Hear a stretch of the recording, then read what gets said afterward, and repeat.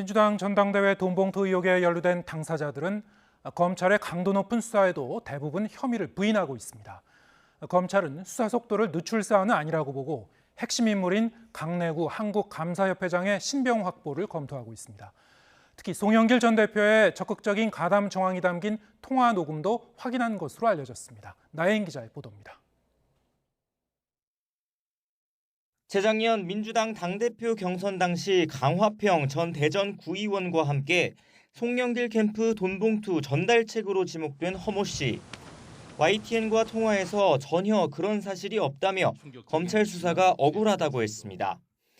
얼굴 당연히 뵀죠. 저한테 서울 분위기 어때? 그러면 좋은 것 같습니다. 그 정도? 그러니까 실무적인 얘기를 하는 수준이지. 제가 그런 위치에 있지도 않았고요.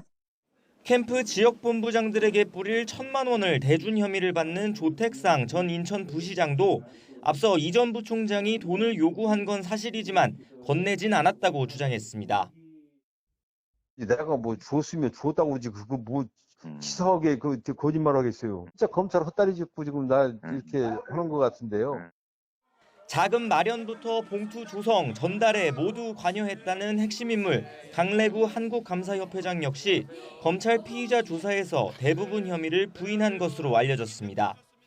구속 상태인 이 전 부총장은 최근 자신의 변호인에게 자기도 검찰 수사에 협조한 적 없다고 주장한 것으로 전해졌습니다. 하지만 검찰 안팎에선 이번 수사에 물꼬를 튼 건 결국 이 전 부총장이라는 평가가 많습니다. 압수수색 영장 내용만 보더라도 최소한 돈봉투 살포 정황이 녹음된 자신의 통화 내용을 뒷받침할 진술 정도는 한 것으로 보입니다. 검찰은 일단 9천만 원 넘는 불법 자금 가운데 8천만 원을 끌어온 혐의를 받는 강 회장을 한두 차례 더 조사한 뒤 구속영장을 청구하는 방안을 검토하고 있습니다. 송영길 전 대표의 관여 여부를 알고 있을 보좌관 박모 씨도 곧 검찰에 불려나와 조사받을 것으로 보입니다. 검찰이 확보한 통화 녹음에는 송 전 대표가 강 회장이 돈을 많이 썼는지 물었다는 이 전 부총장의 말도 담긴 것으로 알려졌습니다. 또 연루 의혹을 부인한 송 전 대표 해명과 달리 돈봉투 살포를 보고받거나 본인이 직접 금품을 나눠준 듯한 정황도 담긴 것으로 전해졌습니다. 단순히 송 전 대표가 돈봉투 살포를 인지했는지를 넘어 직접 모의하는 등 적극적인 역할을 했는지도 규명이 필요한 상황이 된 겁니다. 검찰은 언론에 보도된 녹음 파일을 수사기관이 유출한 것처럼 사실과 다른 주장이 나와 유감이라고 밝혔습니다.